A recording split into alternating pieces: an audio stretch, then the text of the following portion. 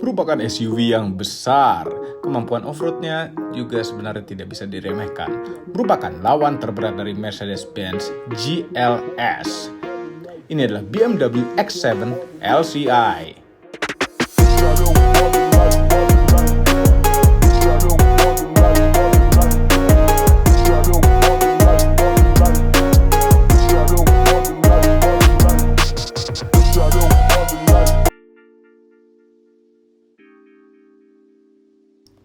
BMW selalu menamakan SUV mereka dengan huruf X di depannya. Tidak seperti yang sedan diawali dengan angka-angka, kecuali yang M. Itu berbeda. Namun dulu sebelum adanya X7, BMW hanya punya varian SUV yang terbatas. Hanya ada BMW X5 saja tahun 99. Kami tahu SUV ini muncul karena Mercedes-Benz sudah melahirkan ML Class terlebih dahulu. Seakan-akan BMW tidak mau kalah dengan Mercy. BMW membuat SUV terbaik mereka di tahun-tahun berikutnya seperti keluarnya BMW X3, BMW X1, dan juga versi coupe SUV mereka dengan nomenklatur angka genap seperti X2 yang merupakan versi coupe dari X1, X4 yang merupakan coupe dari X3, dan X6 coupenya dari X5. Namun BMW seakan kurang puas karena varian sedan punya tipe termewahnya dengan 7 seriesnya, sehingga BMW membuat versi termewahnya di SUV dengan menamakan BMW X7. Yes, ini adalah top of the line SUV BMW. Walaupun besar, namun sebenarnya X7 dibangun dari platform CLAR, Cluster Arsitektur, dari BMW X5 yang dimelarkan. Sehingga lebih panjang, lebih lebar, dan lebih tinggi, serta lebih luas. Mesin yang ditawarkan juga sebenarnya banyak, bensin dan diesel. Tapi di Indonesia hanya dapat versi bensin yang ini saja, dengan trim M Sport. Anda bisa lihat review lengkapnya mengenai BMW X7 yang dulu sebelum facelift ini 3 tahun yang lalu. Nonton apabila ingin nonton. Namun kali ini kami membawa X7 terbaru. Apa saja bedanya dengan yang lama? Ini dia, sekarang berada di kantor kami, markas Motomobi X7 LCI Life Cycle Impulse. Ya, jadi ini adalah versi facelift dari X7. Perubahannya paling banyak sebenarnya di antara LCI yang lain. Ini lampunya sudah berpisah dua karena sekarang BMW yang mewah-mewah seri 7, i7, X7 itu sudah memakai lampu yang begini lagi. Agak aneh ngelihatnya memang, cuma BMW memang suka begitu. Mereka ganti grill gede gitu, kita disuruh membiasakan. Lama-lama keren juga ya. Tahu-tahu udah terbiasa sama ini, dia ganti lampunya jadi begini. Ya, anyway, tapi tetap dengan ciri khas BMW yang dua lampu itu, tapi adanya di DRL. Headlamp itu ada di bawah. Nah, tidak seperti yang di BMW XM. BMW XM itu bagian lampu bawahnya ini jadi satu sama bumper yang berwarna hitam. Jadi nggak terlalu kelihatan lampu bawahnya. Terfokus pada DRL yang di atas. Dan sekarang sudah dengan trim M Sport. Jadi lebih sporty ya. Dengan lubang-lubang palsu lagi. Ini palsu. Ini asli. Ada radarnya dan ini ada pentil untuk ini untuk kamera depan. Namun ini nggak ada kamera 360-nya. Ini ditutup plastik aja, bukan kamera. Hari gini mobil-mobil biasa pun sudah pakai kamera 360, tapi BMW X7 2,7 miliar tidak dapat kamera 360. Perubahan juga ada pada mesinnya. Mesinnya sama dengan kode B58, sama seperti yang dipakai Toyota Supra juga. Ini mesinnya 3000 cc inline 6 dengan turbo, tapi bedanya yang LCI ini dengan yang belum LCI adalah mild hybrid. Ini sudah memakai sistem 48 volt mild hybrid. Jadi ada tenaga ekstra dan lebih hemat sudah pasti. Cuma ini mild hybrid, tidak seperti hybrid biasa yang seperti di Zenix gitu tuh hybrid murni. Kalau ini mild hybrid masih sedikit hybrid, tapi tidak sesedikit R3 hybrid. Nah, ini beneran mild hybridnya. Bertenaga 381 horsepower yang tadinya 335 horsepower. Torsi maksimalnya 520 Nm. Tadinya 450 Nm. Jauh juga ya itu motor listrik. Nah, motor listrik itu penuh dengan torsi. Menyalurkan tenaganya ke 4 roda karena ini adalah X-Drive melalui gearbox 8 speed automatic transmission ZF. Tapi ini lucu ya, ada kabel ungu. Jarang-jarang ini kabel ada warna ungu. Mesin ini mampu mengantar mobil berat ini ke 100 km per jam dari berhenti dalam 5,8 detik. Tadinya sebelum LCI, sebelum yang pakai mild hybrid, 6,1 detik. Motong 0,3 detik, lumayan. Ya, tapi nggak apa-apa, nanti kita coba apakah benar angka segitu. Dan kami kalau tes 0-100 di dunia nyata sebenarnya yang terjadi biasanya, yaitu dari rem pindah ke gas. Ini ya, masih nggak nyaman ngeliatin ini. Kayak ini loh, aluminium pagar. Tapi ya ini barang-barang begini untuk biar rigid depannya. Oh iya, ini grill gede bisa buka tutup ya, tergantung kebutuhan radiator. Panjang mobil. Kita ukur dulu. Panjang juga. 5.161 mm, kemudian wheelbase-nya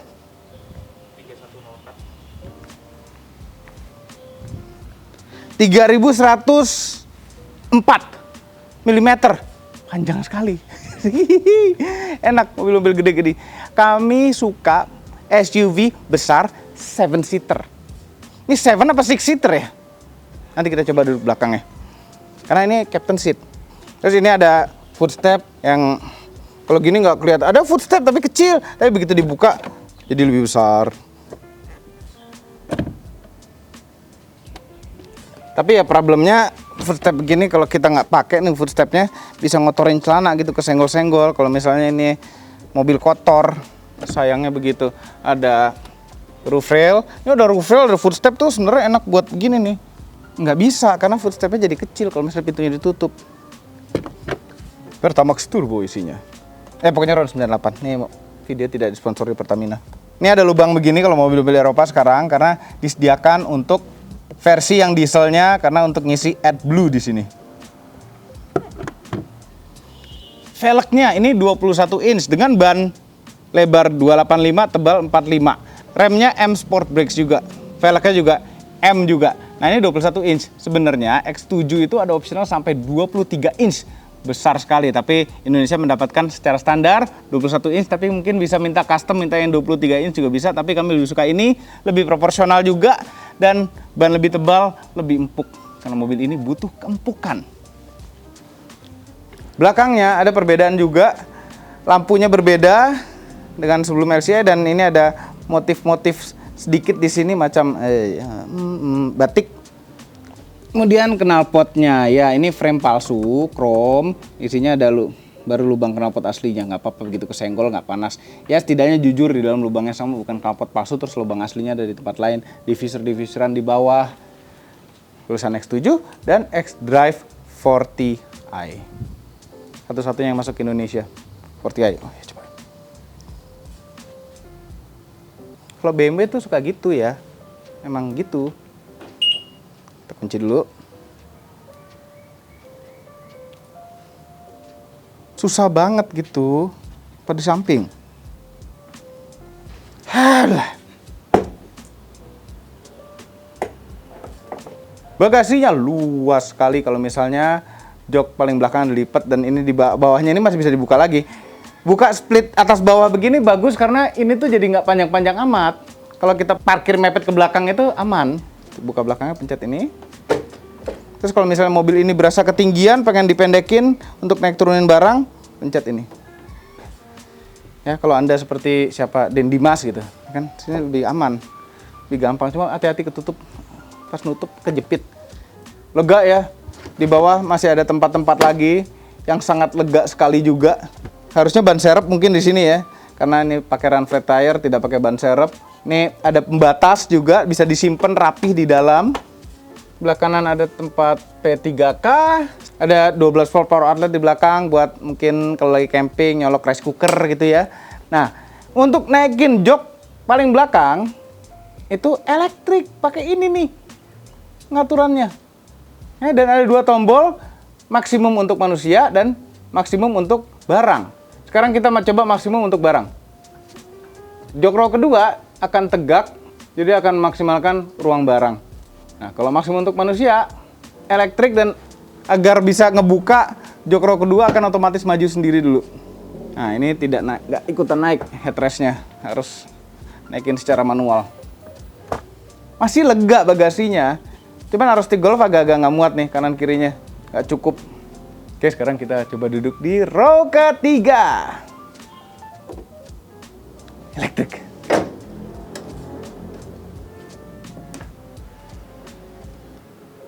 Ini halus tuh. Nggak kayak Zenix. Ya, jauh banget sih sama Zenix ya. Gimana bunyinya? Bunyi Zenix. Meee! Gitu.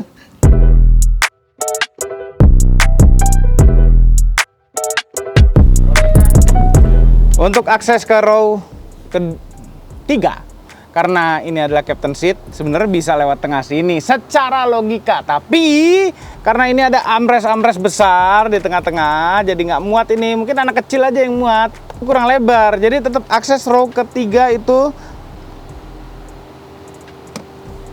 elektrik sih bawahnya. Cuma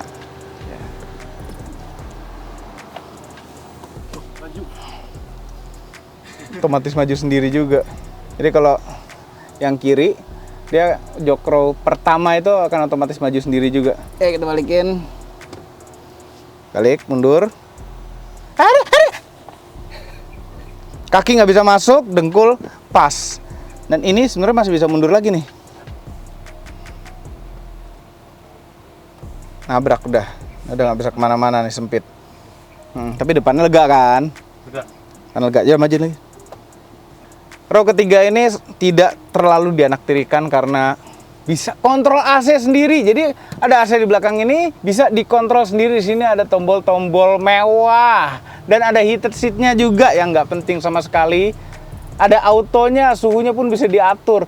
Jadi ini mobil temperaturnya itu 5 zone, 5. 2 row pertama, 2 row kedua, dan 1 row ketiga.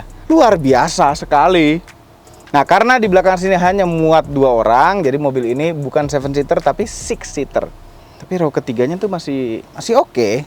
Ya, tegak, nggak terlalu lega, cuma dikasih kemahan-kemahan, ada cup holder. Terus ini kulit-kulit masih. Ini juga empuk-empuk loh.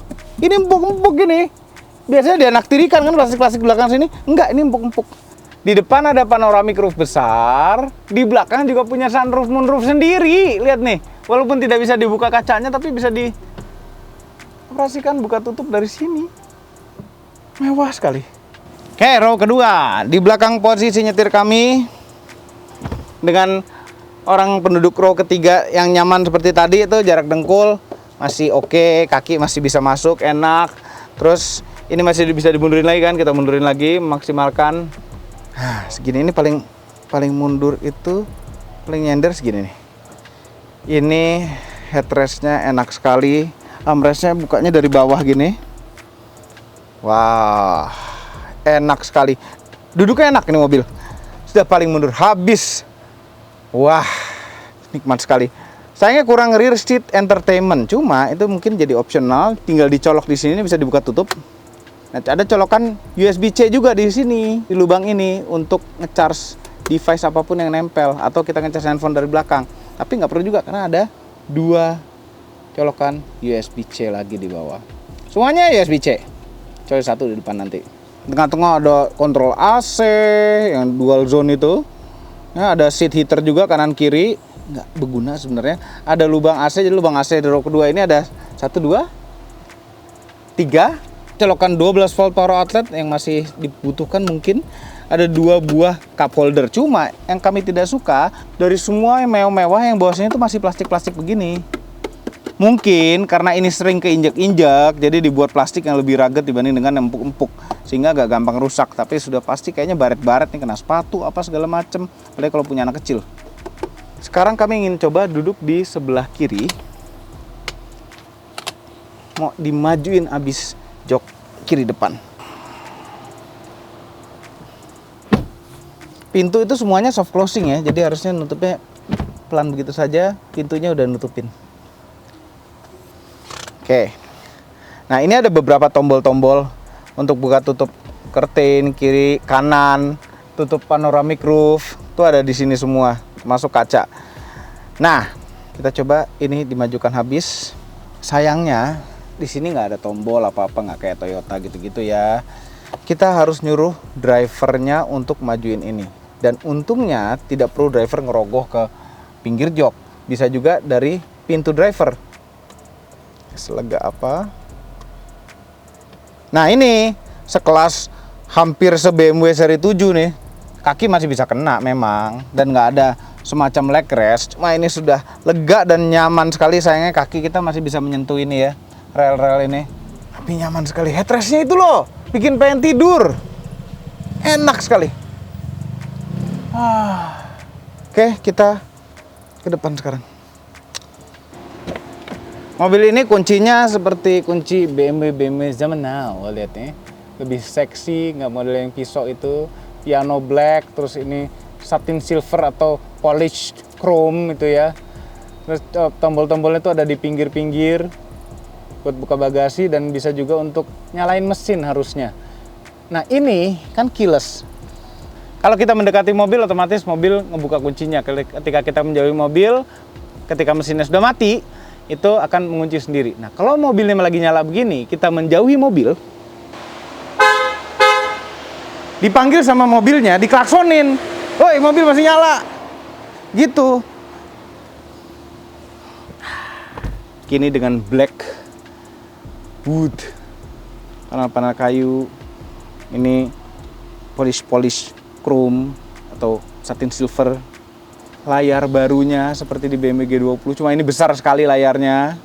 Shifter berubah menjadi mengkristal begini, kecil, seperti yang ada di BMW iX. Cuma di BMW iX itu tidak ada tombol parknya, hanya ada parking brake. Anyway, ini adalah interior LCI-nya BMW. Sekarang udah model-model begini untuk yang mewah. AC-nya juga berubah nih. Ini lubangnya tuh atas bawah gitu, tengah-tengahnya kepisah, dan untuk mengatur arahnya pakai pentil ini. Dia bisa dibuka tutup juga tuh. Tuh, megangnya pas tuh dua tuh.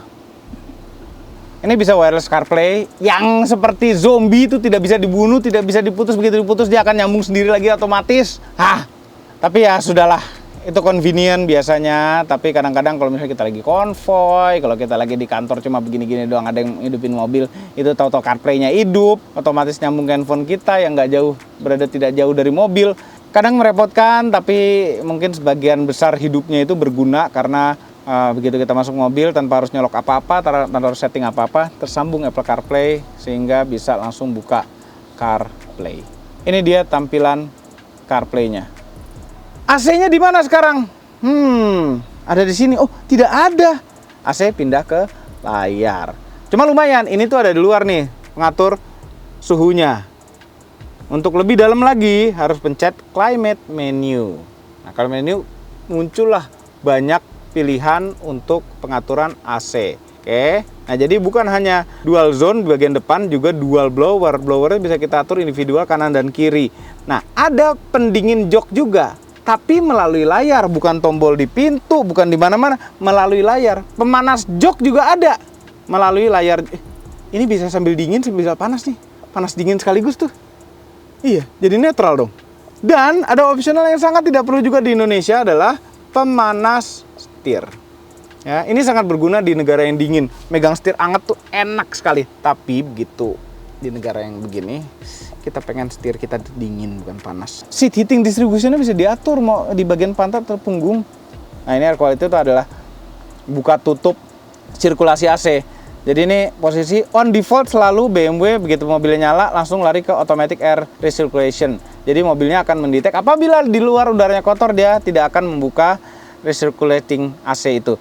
Cuma kita kadang-kadang masih sedikit mencium bau-bau asap dari luar, sedikit ya.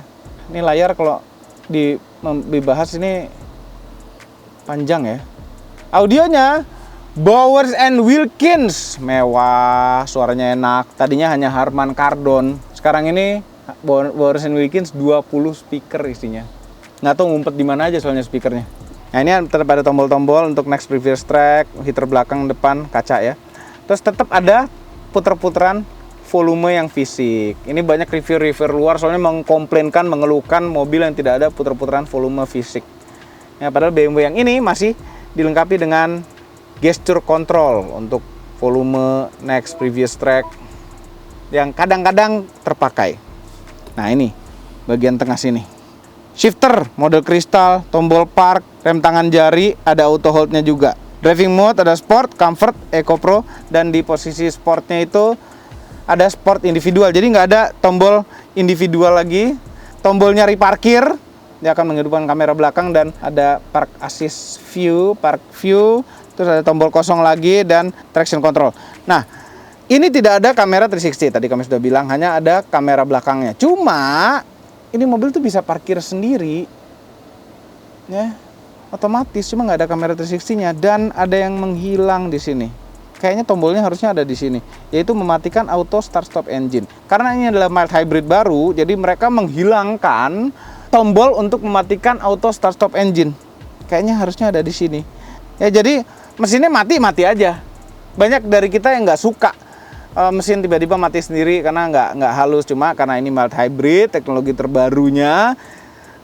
Motor starter itu halus sekali. Jadi motor starter itu pakai motor yang sama dengan yang dipakai juga untuk tenaganya. Yang pasti AC dinginnya berkurang tapi tidak menghilang pada saat mesinnya mati.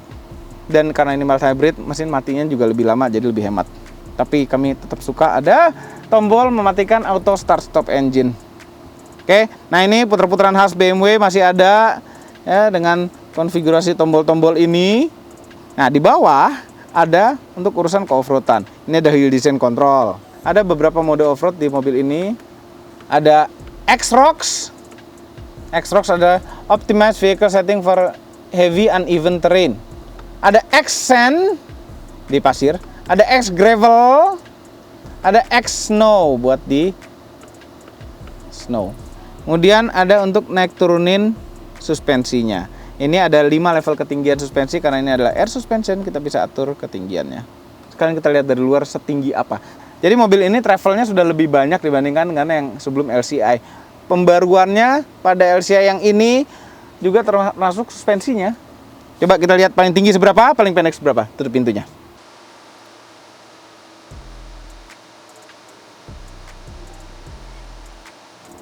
Banyak kan, lumayan kan, tapi kami yakin 99% pengguna BMW X7 tidak pakai untuk off-road. Sebelah kanan tombol-tombol, ini untuk lampu seperti biasa.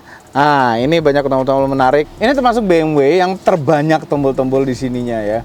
Buka tutup kunci seperti biasa. Ini untuk memaju mundurkan jok belakang. Row kedua. Nah, ini untuk jok penumpang kiri. Setelah kita pencet ini, kita atur sini untuk mengatur. Tombol bagasi ini standar buat buka tutup jendela, semuanya auto tentunya, dan ini untuk membuka tutup tirai semuanya. Pengaturan jok itu lengkap sekali ya. Ini maju mundur biasa, bisa naik turun segala sisi. Ini ada tombol lagi untuk tekukan.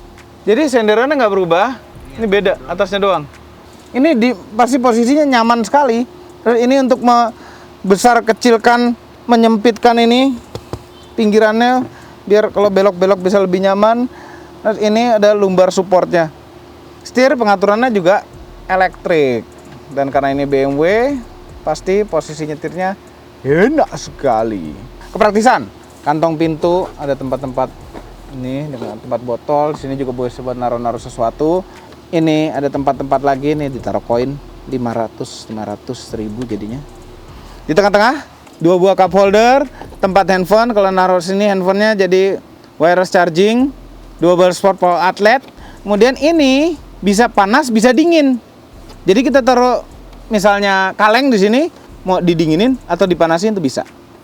Konsol tengah ya nggak besar teman, lumayan. Ada 1 buah colokan USB-C di sini. Lacinya pun ya lacinya nggak terlalu besar untuk ukuran mobil segede gini. Oh iya, ada head up display yang cukup besar layarnya. Terus ini untuk buka tutup sunroofnya, ini kaca yang bisa dibukanya segini ya. Kalau anda mungkin lagi kampanye gitu, nggak bisa dari belakang, harus dari depan. Setirnya itu setir M. Sebelah kanan untuk kontrol next previous track sama volume. Nah, ini ada 1 tombol untuk mengatur mau layoutnya instrumen cluster. Instrumen cluster mau model kayak gimana tuh bisa. Head up display-nya pun bisa kita ubah-ubah custom. Oke, sekarang saatnya kita jalan.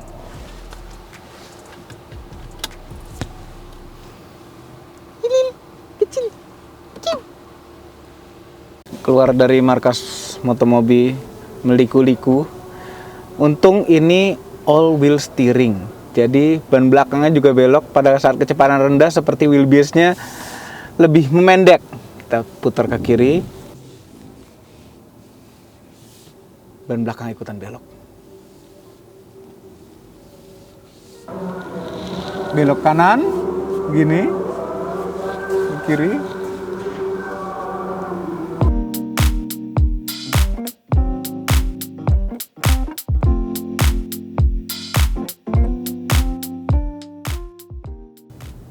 Tapi radius putarnya masih berasa mobil gede juga walaupun udah all wheel steering sih. Anyway, di kemacetan kota Jakarta, kekedapannya bagus, cuma ekspektasi kami tadinya lebih kedap lagi daripada ini untuk mobil 2,7 miliar ya. Kami masih bisa mendengar suara motor-motor walaupun kedap, cuma motor-motor itu masih terdengar. Ya, ini memang kedap, tapi kami ngerasa sedikit kurang karena kami masih sedikit mendengar motor-motor yang lewat. Tapi ya, masih sesuai harganya kekedapannya. Ih, poldurnya empuk ya. Enak. Maybach GLS 600 itu memang enak gitu, cuma nggak jauh beda sama ini, ya. Lewat jalan-jalan sempit, kadang butuh itu kamera 360 ya untuk menghindari got biar nggak kecebur got. Cuma mungkin sebagian besar pembeli di Indonesia X7 itu pakai driver. Jadi untuk urusan nyetir itu ya urusan si driver. Nah, tidak butuh kamera 360 karena drivernya dianggap lebih jago. Nah, tetaplah mobil begini harusnya ada kamera 360. Jalan sempit naik X7, memang ini mobil lebar tapi walaupun pakai deg-degan sedikit cuma bisa lah. Tapi tetap jalan begini paling enak pakai X1 kalau XX ya. Kemudian ini kalau di comfort mode empuk kan, tapi apakah ada limbung-limbungnya? Yes, suspensinya memang empuk sekali. Tapi kalau kita oper ke sport mode langsung jadi mengeras seperti beda mobil. Suspensi memendek, setir memberat, miringnya berkurang. Tapi masih ada miringnya lah. Ini mobil SUV besar, jadi memang harus begitu. Kecuali itu kemarin baru Maybach GLS 600 tuh. Bisa rata loh mobil segede gitu. Kemudian rasa setirnya. Setirnya ini rasanya memang tidak direct, ini rasanya lebih ke arah nyaman. Tapi tetap ini khas BMW. Masih sangat enak sekali diputar ini setir. Rasanya mobil ini walaupun besar, nurut dibelokin kemana saja dengan cepat. Setirnya ini merupakan salah satu yang bikin nagih nyetir BMW. Nah, ini karena di sport mode, RPM terjaga lebih tinggi dan respon gas lebih mantap. Balik ke comfort mode, menceritakan dulu kalau driver itu diwajibkan ngerem tuh sehalus-halusnya sampai berhenti. Nah, sementara di BMW biasanya tuh agak sulit dilakukan karena remnya tuh agak sensitif. Ini kayak gini nih, kita mau bayar tol, kita ngerem mau halus nih. Oh, pasti ada ngangguknya sedikit.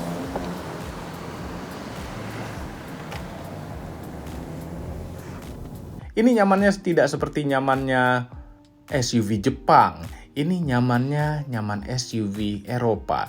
Jadi tidak pakai mengayun-ngayun. Tidak sempuk yang SUV Jepang, tapi tidak mengayun-ngayun.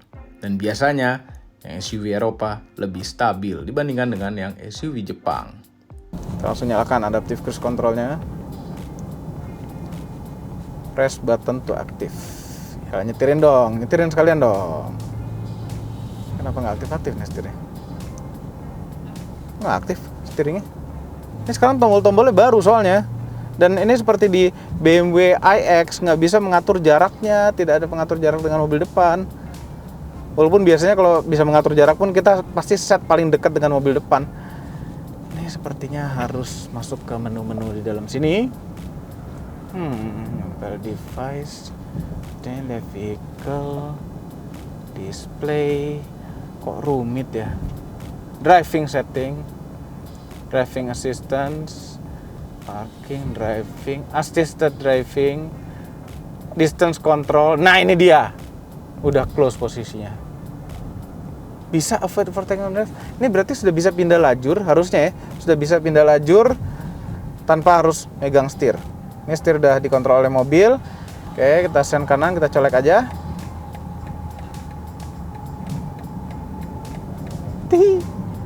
Bisa pindah lajur sendiri.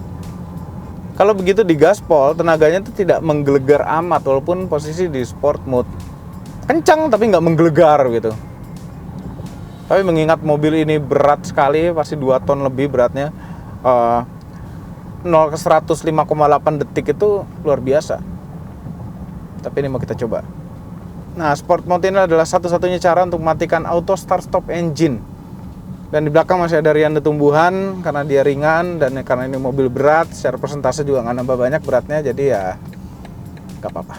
Oke, siap-siap. 1, 2, 3.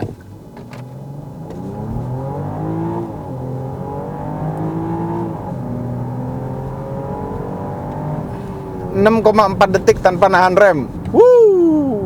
Sama rian tumbuhan. Ini pasti kalau udah pakai nahan rem segala, ini kan nggak tahu ada launch controlnya nggak ya? Harusnya sih nggak ada mobil begini ya. Cuma 6,4 detik ke 5,8 sih harusnya mudah. Karena tadi biasa aja caranya. Masih terdengar sedikit road noise ya dari ban di jalan beton tapi. Salah jalanan Indonesia lah. Harusnya halus sekali tidak terdengar apa-apa. Ini kalau di aspal halus pasti nggak ada suaranya. Kayak contoh ini sambungan jembatan aspal yang lebih halus daripada beton. Sama. Aspalnya juga jelek. Oke, apakah hemat? Jawabannya tentu tidak. Ini dalam kota kurang lebih 6 km per liter. Kalau hoki dapat 7 km per liter. Apalagi Jakarta lagi macet-macet begini pasti kurang lebih 6 km per liter. Kemudian untuk di luar kota manteng di 80 km per jam santai-santai. Itu plus minus 18 km per liter bisa 19 km per liter. Hemat kalau luar kota, mobil Eropa. Kayaknya enaknya naik mobil ini duduk belakang. Nah, duduk belakang kurang maju. Sayang di belakang sini nggak bisa ada cara untuk memajukan jok ini. Nggak ada caranya kecuali nyuruh drivernya. Rian, tolong dimajukan.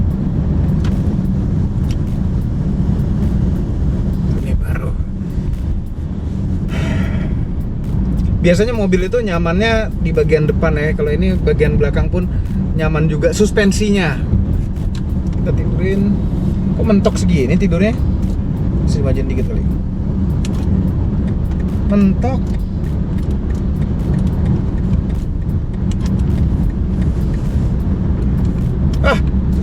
Mentoknya cuma segini tidurnya. Perasaan tadi lebih. Tapi segini udah cukup sih. Udah cukup sangat nyaman sekali. Ini sehari-hari pakai driver di belakang sini sempurna ya. Kita bisa tutup curtainnya. Kita bisa tutup atasnya juga. Dan ini kalau malam melihat panoramic roof menyala ambient light itu luar biasa. Ambient light di dalam mobil ini juga luar biasa yang bisa diubah-ubah. Padahal ada heated seat di belakang sini ya. Tuh. Tapi nggak bisa dinyalain pakai itu mungkin. Kalau di BMW seri 7 i7 atau seri 7 itu dia Hello BMW itu bisa mendetek ngomongnya itu dari mana, termasuk yang belakang. Nah kalau ini mungkin hanya bagian depan saja. Mungkin ya, bisa aja dia salah nangkep. Ini sempurna di belakang sini. Kurang leg rest. Ya banyak sih kurang ya.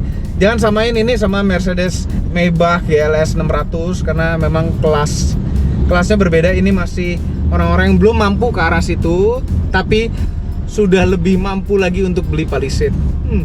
Oke. Overall, mengenai BMW X7 xDrive 40i LCI merupakan mobil yang tepat untuk Anda yang merasa Hyundai Palisade itu kemurahan, butuh yang lebih kencang, lebih mewah, lebih besar. Bisa untuk sehari-hari pakai driver dan weekend bersama keluarga karena nyetir sendiri masih enak. Mengenai harganya, 2,7 miliar 29 juta rupiah on the road Jakarta. Terdengar mahal? Tidak juga. Coba Anda bandingkan dengan SUV mewah 3 row dari Jepang. Bagaimana menurut Anda? Semuanya adalah opini pribadi saya. Kami tim Motomobi tidak dibayar oleh siapapun dan apapun yang terlihat pada video ini. Jangan lupa tekan tombol jempol ke atas dan subscribe channel Motomobi, Omobi, dan Mes Mobi apabila belum berikut dengan tombol loncengnya. Share video ini ke seluruh dunia melalui sosial media Anda dan jangan lupa follow sosial media kami semua termasuk Instagram. Cek website berita kami motomobinews.id. Terima kasih telah menonton.